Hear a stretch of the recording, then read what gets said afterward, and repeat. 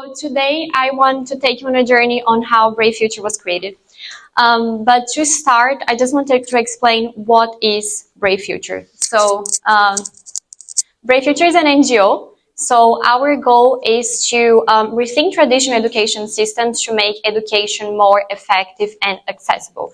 And we currently have 4 main programs. Click. Thanks. We have Learning for Empowerment, which is a program in Kakuma refugee camp in Kenya. Her Right, which is a program for African girls. Then Next Generation, which is a global scholarships initiative for Brave Generation Academy that I'll explain in a bit. And Rebuilding Hope, which is our program for students from Gaza. So I just wanted to give a brief idea of the scope of the initiative. And this is us in the world. So we're popping up some colors in the map. But before I start talking about Brave Future, I need to talk about Brave Generation Academy. So we are here. This is a hub. And Brave Generation Academy was created almost 4 years ago, actually, by a group of people who really believed education needed to change. So I think this is idea across the board, right? Education needs to change, and we have different initiatives that are coming and trying to make an impact and trying to see what is the best way of doing that. So Brave Generation Academy was our idea on how education should be different. And we did that by deconstructing some of the main things some of the main ideas of education. So instead of having a building with all the classrooms inside, why not having the classrooms spread around the world? And then instead, we can pass to the next one, sorry. And then instead of having just one person being the teacher, why not dividing the figure of the teacher into 2? Somebody that would really take care of the academics of the learner, and somebody that would be with the learner every day, motivating them, inspiring them to be the best version of themselves. And then, oh, sorry.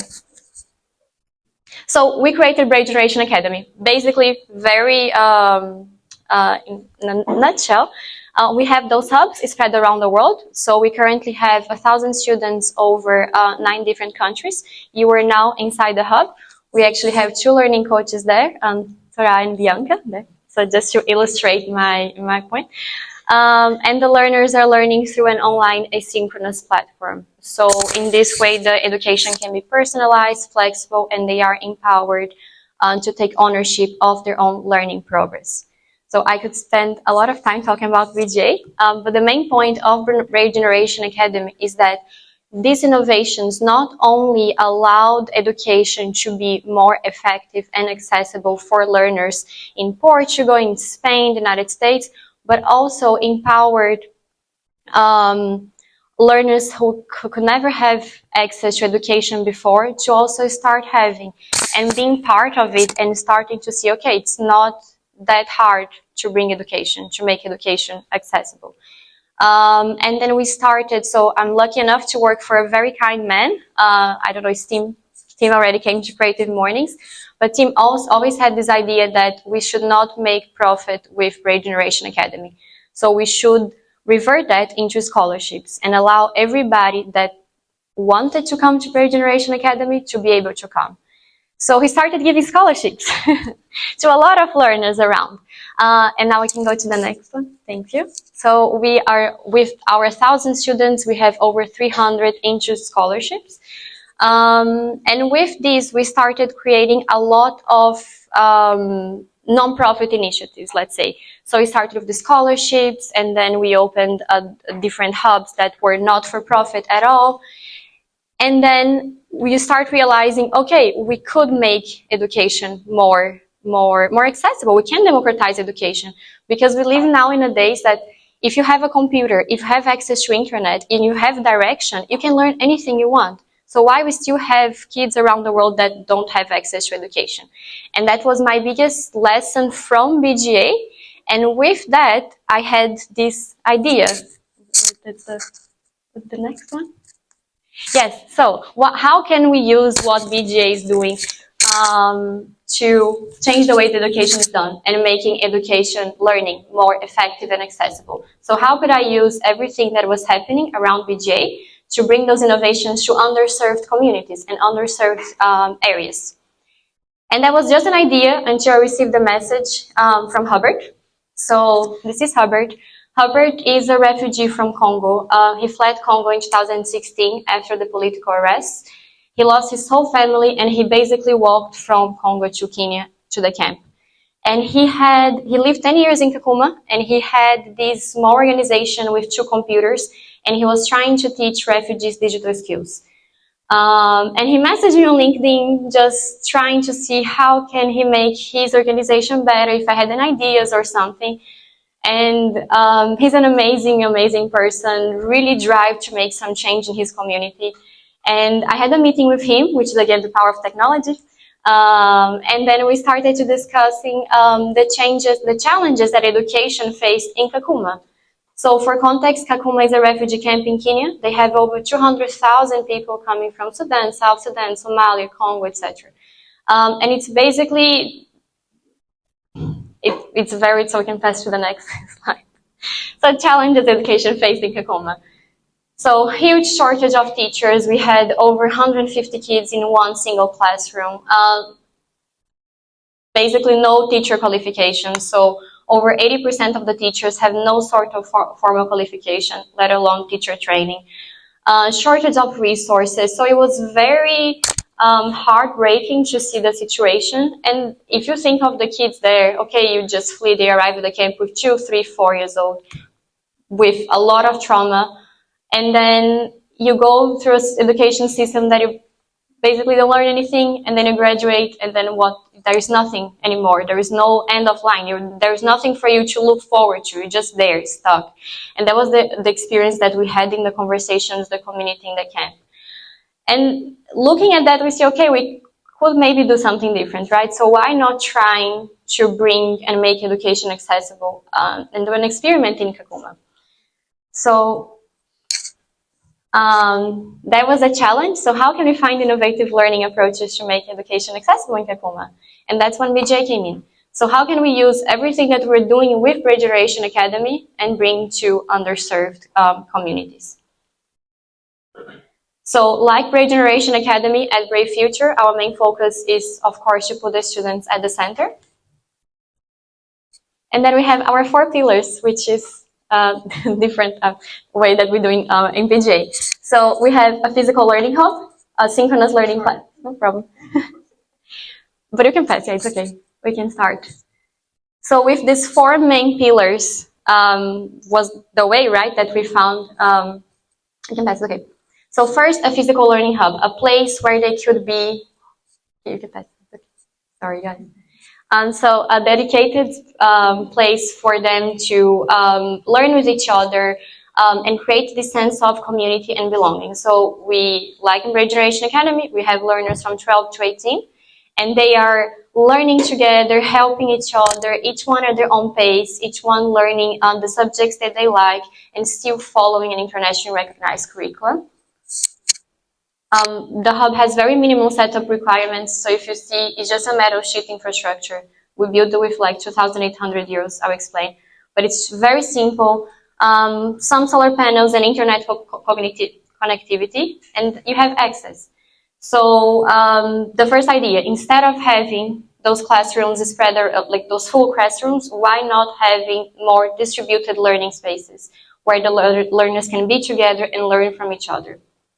And then the second idea, a synchronous learning platform. So to have an internationally recognized curriculum delivered through an asynchronous learning platform that could meet the learners where they are. So coming from a refugee camp, you have no idea how we're going to qualify the education that you received before. It's very complicated, and it's very hard to, the power of internationally recognized certifications is really, really important.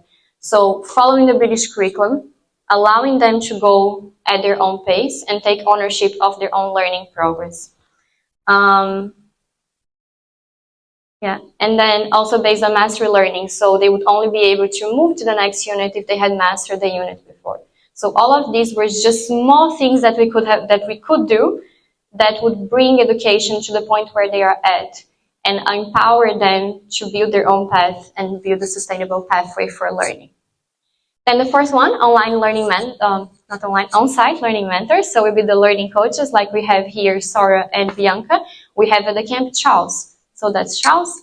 And this brings a sense, so he guides them with the everyday tasks, making sure they are updated to the coursework, making sure that they are progressing and finding help wherever they need.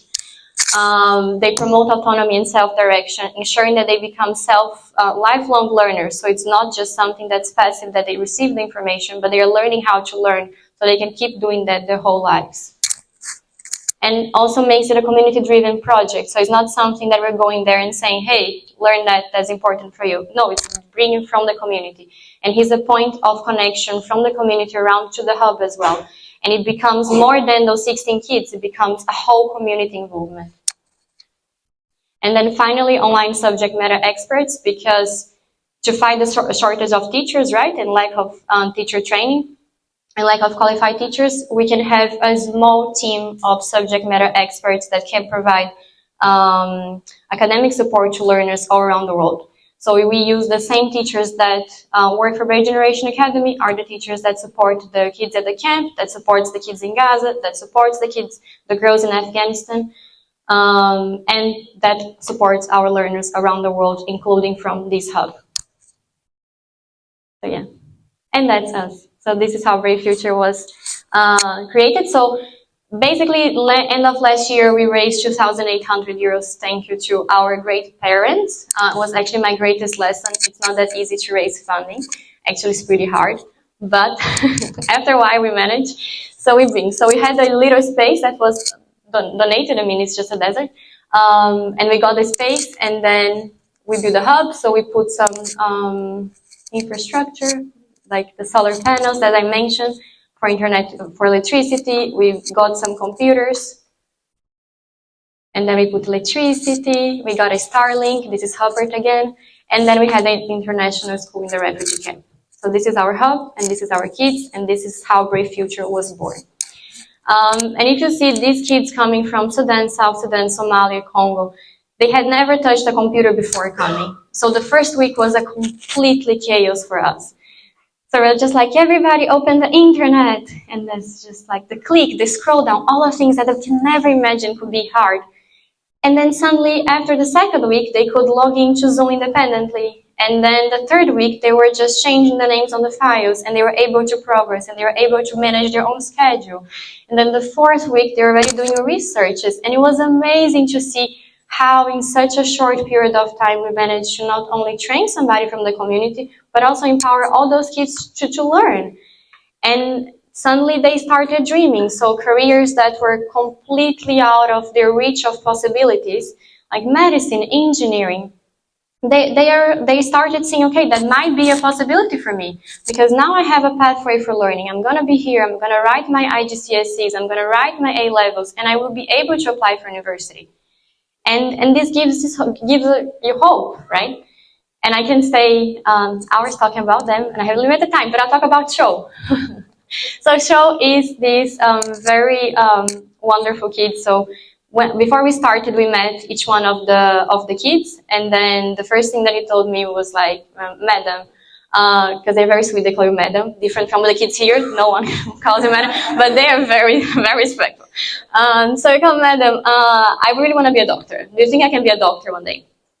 And you just get, oh, yes. That's, I mean, if you really study hard, you know, if you actually manage to have good grades, I promise you that I'll make everything I can to help you become a doctor. I don't promise you become a doctor, but if you put everything you can, I also put everything I can. And then next day shows at the hub 8 a.m. This kid studies so much, and he so he put everybody first in the lower secondary. So he finished year 7 like this. I put him in IGCSE maths, which I think like Bianca and Sara, you know, but if you know the British curriculum, it's not that easy. He finished the first year of IGCSE maths in 4 or 5 weeks, which is insane. And Show was like that. So before she was in the class with other 150 students, and now he had hope, right? And he has a pathway now that he can grow. And they are the futures of their countries. We forget that. But if you see what's happening in South Sudan now, who is going to rebuild South Sudan? Are those kids. But if they don't have education, who is still going to rebuild South Sudan? No one. And we need that. We need to start educating from them. We need to start paying attention on vulnerable vulnerable children education, and it can't be done the way that it's being done because it's not effective, it's not working, everybody knows. So it's not working here in Portugal, it's not working in the United States, it's not working there as well. But we need to start paying attention. And yes, oh sorry. So this is a video to show. The sound is not working, but we can try as much as possible. Everybody's quiet. Where people from many different countries have come together, seeking safety I don't know from wars, conflict, and dangers back home. Does it work? But life here is not easy. We face daily struggles with limited resources, crowded living conditions, and the uncertainty of our futures. In such a challenging environment, education is incredibly important. It is the key to creating our own opportunities and taking control of our own futures. That is why we are so happy to be part of Brave Future. Through this partnership, we created the Learning for Empowerment program. This project is dedicated to provide world-class education and skills training, empowering refugees to build sustainable futures and create positive changes. So this is our learning project. I'm a Congolese refugee living in a refugee camp and I arrived here since 2016. Hi everyone, my name is Charles Oswald. I am planning coach at Brave Future. Since training Brave Future, the students are much more motivated. These kids have seen their lives disrupted by war and conflict. But each one of them has a critical potential. Education is not just a way out of poverty, but it is also a powerful tool for innovation and meaningful contribution to our society and the world at large.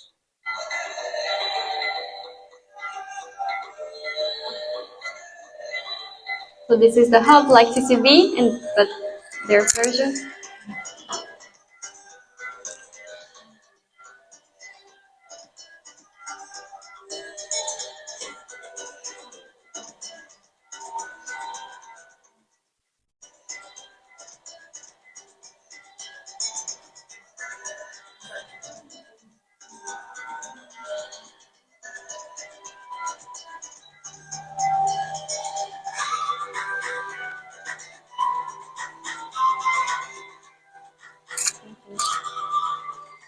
This is a collective journey.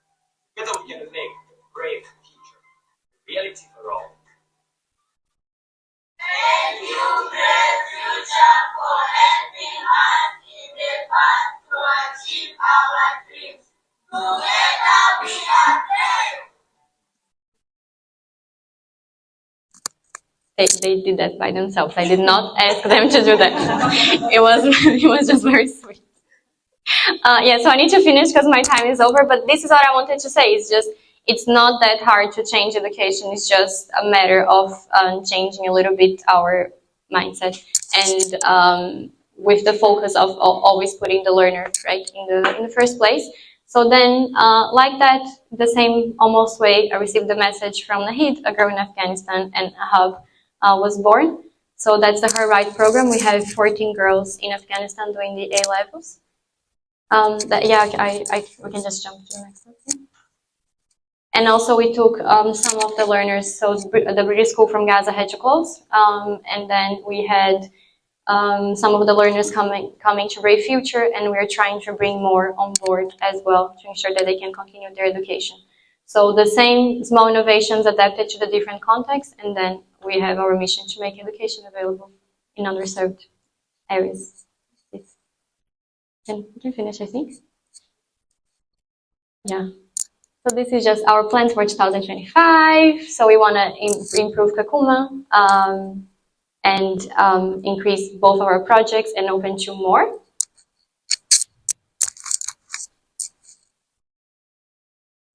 Yes, that's it. Thank you so much, everyone. I think maybe some people have seen my art, which you'll see later on in the talk, but I never studied art. That is not my formal background. So I'm going to start at how I got there, if possible. Next one. Well, I'm Portuguese, which French name looks Scandinavian and very British accent. No one quite believes. I studied psychology, psychotherapy, health sciences, and medical ethics in pediatric nutrition, never art. but I have painted since I was about 3. And I think, as everyone knows, we all draw as children. So I think we're all artists when we're kids. We're just taught to take on other things a bit more seriously. So I never dreamt of being an artist. I was one. Could you go, sorry, back a bit? Yeah. My work is represented in private and public international collections. I have about 110 murals around the world. My work is also used in social initiatives in various countries, but not just my paintings. So I'll get to that in a bit. Next one. Thanks. My work is a fusion of figurative work and also very nature-based. I really focus on symbology and storytelling because, like many artists, our art is a piece of our mind, and it's almost like a piece of my personal journal. I am the only public artist that uses classical gilding in a public context. I think that no one else does it because, in all honesty, it's really complicated and takes forever to do. I use a minimal amount of paint, so my work has a very... Speak louder. Okay, and if you can't hear me and I start mumbling, please someone tell me. I use very little paint, and I work with pigments, so the ecological footprint of my work is minimal. Next one, please. I grew up in a household of activists. This is my grandmother on the left. Everything she ever did had to have a social angle, even if it was raising money with knitting with the local church or just anything. She always spoke to people that were begging on the street. We always did things with homeless people, so this had a massive impact on me growing up. This is my younger sister in the middle, who's a pioneer in molding education to the individual as opposed to the individual fitting into generalized education. At the end is my stepfather. I love this photo because it shows how enormous he is. And if anyone ever went to St. Julian's, he was the headmaster for over 20 years. He brought the IB to Portugal, and he was one of the founders of the International World Colleges, making sure that Portuguese students could go to British universities. Our household income was shared with a family of gypsies growing up because in Cascais, where Torres, it used to be a field with barracas, and this gypsy used to come to the house and she just kept having babies. And he just couldn't imagine these kids living on the street, so we always supported them. We still pay their bills, even though he passed away 15 years ago. So this was always very influential in my upbringing. And I'd watch my grandmother and my dad, and they always had such a deep sense of peace by doing charity work. So it really is a lifestyle that one can adopt. Next one, please. My activist journey came with the birth of my second son. He was born premature. I breastfed my older kid, and my second one was born in Portugal. And I was like, well, why is no one supporting me? He was born premature. I wanted to breastfeed. Mom was helping me in the hospital. They kept giving me formula. And you know the Portuguese saying, oito ou oitenta? So I complained to our pediatrician. He said, well, why don't you study about breastfeeding? So I'm now the European specialist on policy implementation for pediatric nutrition and medical ethics within pediatrics. And I'm the head of IBFAN in Portugal, which you'll understand had a big impact at Parliament yesterday. Next one, please.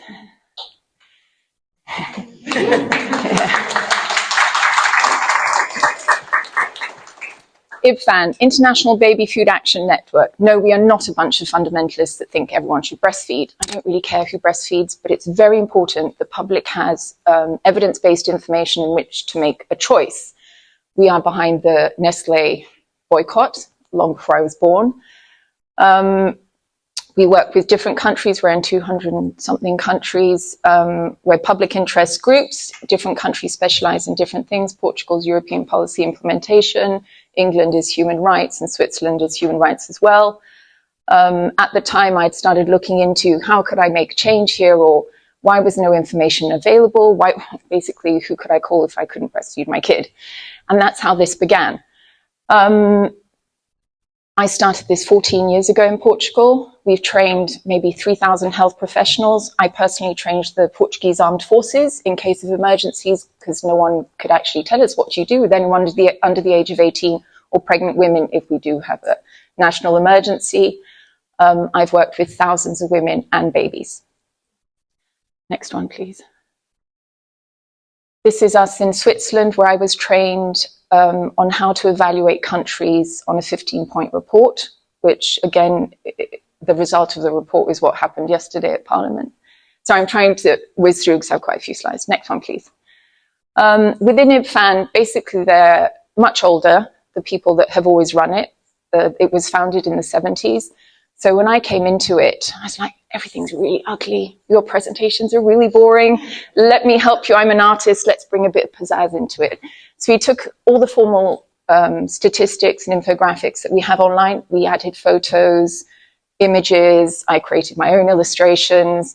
We got everyone involved, like you have volunteers of photographers here, videographers. So we got as many people as we could get involved as possible. Our work went viral. It was shared millions and millions of times. And we brought awareness to such a simple subject. We forget that breastfeeding actually saves more lives than any vaccine known to man.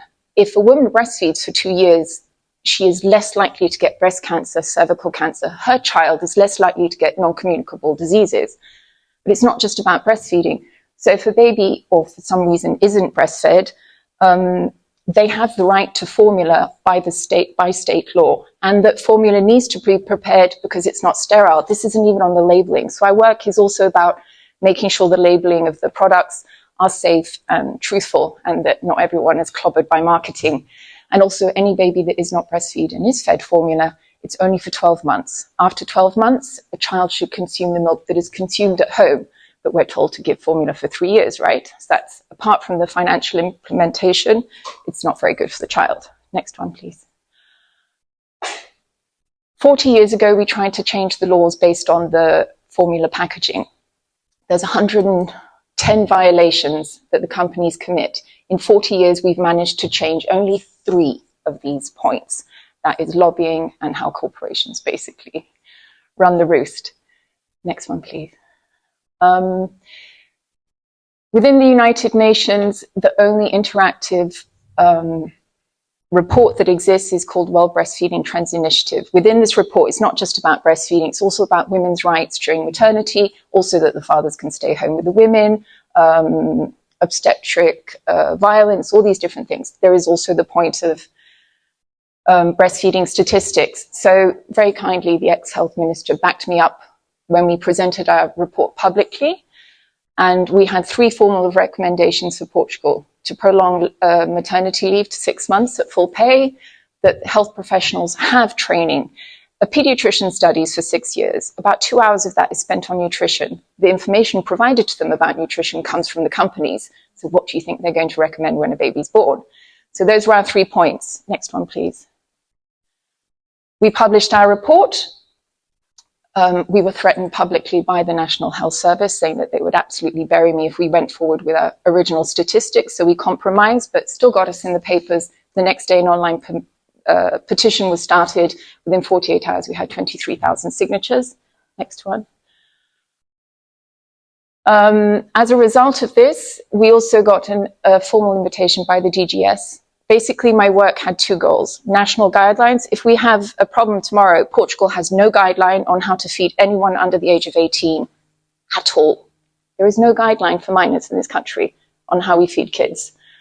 But we did, in 2018, before the pandemic, get an official invitation that we are developing, but everything's on hold. It's a bit late. But they did accept to officially adopt guidelines from 0 to 36 months, which is a year longer than we had originally asked, as the WHO says we should exclusively breastfeed for first 6 months of life and for a minimum of 2 years. But we will be producing guidelines for 36 months. Also, we'll be creating courses for health professionals and the full implementation of an ethics code which controls marketing and conflicts of interest, which is very much my area. I'm a natural-born arguer and debater, and I'm quite happy to be the one to say there's an elephant in the room, much to my parents' disgrace growing up. So I think we can always take our quirkier sides of our personality and put it to good. Next one, please. Anyone watch the news yesterday? Thank you. So I didn't actually realise what was happening. So a few days ago, I got an invitation from Parliament inviting me to go to something, but I thought, I'm really busy, I don't want to go and debate again. So I didn't read to the end of the email. And then everyone started calling me up saying, yes, Jax, we've done it. And I told my mum, and I was in tears, because took 10 years out of my career to do this. I put my dream of being an artist absolutely on the back burner for this. And I went back to school. I went back to college aged 30. And yesterday it was passed. So every person that has babies from now on is going to benefit from this new law. They're still fine-tuning it a bit, but this does show that anyone can do anything they set their mind to. And I'm pretty stubborn too, it always helps. Next one, please. Right, the art side. About 10 years ago in Portugal, we were going to build refugee camps. And I wanted to get a bunch of muralists in to do educational murals, basically to do very basic, because the people that would be coming in, some couldn't read, language barriers, but I'd seen this done in Haiti. So outside a non-functioning hospital, they had an image of a woman breastfeeding, very basic image with a baby at the breast, said 0 to 6 month exclusive breastfeeding. Within the following months, you should start to introduce solids. There was another image, woman breastfeeding, couple of pieces of food. Third image, still breastfeeding, more food. So I wanted to hire muralists to go and do this down in the Algarve. We never went forward with the refugee camps, but the curator I contacted a year later, she's like, I know you paint, would you like to try and paint a mural? And I said, no. I thought, how the hell do people paint murals? What happens when the paint drips? Anyway, I painted a really small one in El Shish factory, and that's it. Absolutely hooked. Absolutely hooked. I still do some consultation for IBFAN, but it took me about 2 years to make a transition into art. You've got to make sure you can actually live off it. And I've got 2 boys, so I had to wait a bit. But I'm now a full-time painter. Next one, please. Whatever I'm doing, I will always try and bring a social angle into it. I think it's just a habit. And I think when we do find a platform that's big, we have a responsibility to try and find, if we can use it for good, we can still promote our work. A lot of artists don't necessarily do things pro bono, but they forget about the implementation, not just on changing social things, but our work. Some of my biggest murals I did right at the beginning of my career in prime locations. Didn't get paid. I remember my first one, I got 100 euros worth of paint to paint it. It generated tens of thousands of euros worth of work. So a lot of artists tend to be slightly small-minded, or even, I don't know, establishments or initiatives. They've got this block about pro bono work, but they forget that it feeds both sides. Next one, please. Right. A few years ago, I went to an event and I met the founder of Extinction Rebellion. Does anyone know what Extinction Rebellion is? Oh my God. It is the fastest growing activist movement in the world. Okay, so it's against climate change, global warming, and they use very simple infographics, which is quite Victorian within their work. So I got really hooked on, this is why I started to tell the stories with symbology within my paintings. Next one, please. So these are Guardian Rebels. There's 14 of them in England and Portugal. So, I mean, the one on the right, it's all the symbols of water, and it's where at the fountain, there's a fountain in Sintra that originally provided water to Lisbon. And the one on the left used to be an El Shish factory, but El Shish factory's changed. But I will always try and bring as much storytelling into my work as possible. Next one, please. These are paste ups. So if you think you're too old to go and graffiti at 4 in the morning, which I did at the time, I painted on paper and you can stick them on the wall. It's a great form to get kids involved, or, you know, when you see publicity posters on electrical boxes, like wheat paste, that's what this is. It's not invasive. If someone doesn't like it, in all honesty, they can sponge it off. Next one, please. Again, here are one of my bigger Guardian Rebels. Within my paintings, I'll look up flora and fauna, so local species, and try and bring awareness to them. Next one, please. But the whole point of me starting to do murals, I really wanted to do a breastfeeding mural. Like, that was my aha moment, and just how the world works. So this is a campaign I created for the Câmara de Cascais. They blocked it. They said, no way, we're not putting that. It's too graphic. But all countries by law should actually have a national breastfeeding campaign that should be the whole year running. Even though they blocked it, it was later used in Belgium, Canada, Portugal up north, Spain, Brazil, Paraguay, Dominican Republic, Mexico, Peru, Colombia, Guatemala, and Costa Rica. My work went viral, and I offered it for free. So this is something that artists could get involved with charity projects. Okay, it's not just, oh, I'm not going to give my work away for free. You know, I paid my education to do that. It's incredible exposure for your work, or photographers, writers, videographers. Next one, please. Another one. So has everyone seen this one? Or some people seen this one? This is my pride and joy. I did it at the end of the pandemic. My grandfather was a botanical painter. My grandmother gave me his books when I was 37. And when she got ill, as an ode to her, I started to paint flowers. I have one tattooed here, freesia, which was her favorite flower. Flowers were used as a form of coding in the 1800s. So you could send threats, you could send love letters. We still use it today. What is this? Does anyone know what the flower of Portugal is? No, it is not. That's the symbol of the revolution. The national flower of Portugal is lavender. But the carnation is a symbol of rebellion around the world, not just in Portugal. The iris, often used in education, the fleur de lis, is a symbol of rebellion. You know, we don't give red roses to our friend. We give yellow and white roses, which represent friendship, not love. So this mural at the end of the pandemic, what I missed most during the pandemic was just being around my mum and my grandmother. I didn't want to go into the house. We were all in that situation. So every flower around this woman represents love in some form or another in florography. I always try and bring nature into public spaces. I used about 100 milliliters of pigment for this entire mural, so the ecological footprint is minimal. And it was voted, it's the first time Portuguese woman was voted in the world's top 100 murals. It was then ranked 35 globally, and that is not bad for a 42-year-old woman up a 14-meter lift. Yeah. So that was my badass moment. And I was really happy because I hide on my birthday, so I spent my 42nd birthday up in a lift. Next one, please. Women within the art world, only 3% of artists actually live off their work. It takes a hell of a lot more than talent. So when you see that your kids are talented and you say, oh, you could be an artist, it is really, really hard work. I easily work 100 hours a week. I work weekends. I work holidays. And when my kids go to bed, I work then too. Within the global market of art, less than 2% is allocated to women. Okay, so it's even harder. I mean, the amount of times I'm invited to a festival or even in Lisbon a few times, like, Jack, we need to put in a woman, give us another woman, that way no one will complain. It's very much a male-dominated world. People have this idea that you're a woman, how are you going to paint a building?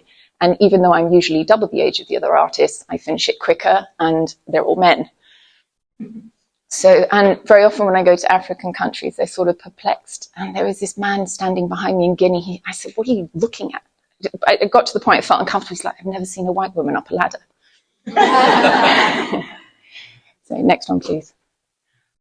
This is just an example of how the art world does work. So this is a Romanian festival. Lovely people, Romanians. I've been there quite a few times. Now, there was an open call. So it's the first open call I joined. But when they approved the artists, there was no names attached to the proposals. So none of the government knew that we were women. The festival ended up being 80% women. Next one, please. Here's the... It's just me sleeping on a sidewalk in the rain. Just kind of shows how exhausting it is to paint murals. This mural is 22 meters high. It took me 6 days. Next one, please. And then I got to go back. So these are the lovers. It was always a dream to paint two interacting walls. On the right, he has peonies tattooed over his back. Peony is the national flower of Romania, but it also represents love. And she has some peninha on her shoulders going up because the theme that year was utopia. Next one, please. These, again, are paste-ups. I've done a couple of these initiatives in hotels just to encourage people to take the stairs and not the lifts. Next one, please. These are a couple I did this year. This is in Kirchhoff to celebrate International Women's Day, and this was in Stuttgart. It's the only country in Germany that no one asked me where I was from. I fit right in, but they didn't quite get that I couldn't answer in German. Next one, please. I couldn't load this photo today for some bizarre reason. My computer didn't want to. Today, yes, I did my presentation at 6:30 this morning, as always. Anyway, But I have an initiative called Raiz. Raiz in Portuguese means roots. So it actually started in the Algarve, where I was hired to celebrate local traditions in a lovely village called São Brás de Alportel. They are not touristy, but they have some very proud young women who celebrate their local folklore and local traditions. So we captured that in murals, also trying to tell the local stories. I since replicated Raiz, which is very much taking women that are not celebrated or that are taught to be quiet or that are slightly transparent in our society and literally taking them into murals larger than life. This is in Guinea-Bissau and this is in Cabo Verde. They're just local women. I just walk around talking to everyone and just making connections. And for me, this is what I love about painting murals. It's your interaction with just people in the street. I have a couple of murals in Caixotré next to a homeless support centre. There are 3 homeless men. Whenever they see me in Lisbon, they come and help. So it's a magical experience if anyone ever does get the opportunity to paint public murals. Next one, please. This is in Cabo Verde. Again, now, originally I tried to paint another woman on another house, but her husband had clearly said, no, don't you dare. So in the morning I'd started painting. She said, you can't paint me. Also, you go to these places and I don't think they quite understand what a mural is, even though I go and explain. And the worst thing is, first you do a grid on the wall, which looks like you've lost your mind and it looks like graffiti. So I was like, my God, what are you doing? It's not okay. But by the end of the day, I found an alternative. I painted this mural. So she came to see me at about 10 o'clock at night. I said, please, can you paint me now? But we were leaving. But even in Guinea-Bissau, I tried to photograph women in the street, and you would have a stranger that has nothing to do with this woman come up to her and said, e se o teu marido soubesse? If your husband found out.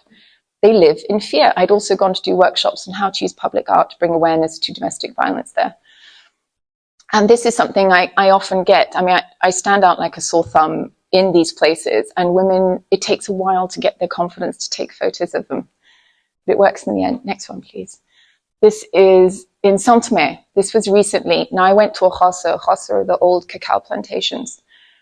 This is Manuela, born, has lived a whole life on the roça. She's never left. This is Sylvia. She looks after her siblings while her mother works as a cleaner in Portugal to send money back.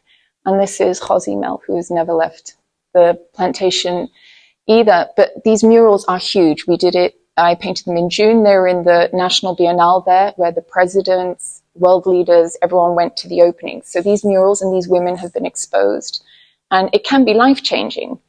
You know, these women, they walk around super shy, really timid. They take their photo, they always dip their head, and I'm always saying, you know, well, first we have to do a bit of a wiggle to relax because they feel so anxious. You know, put your shoulders back, lift your chin up. I said, if you walk into a room and you raise your head as a woman, you will be addressed differently. People look at you differently.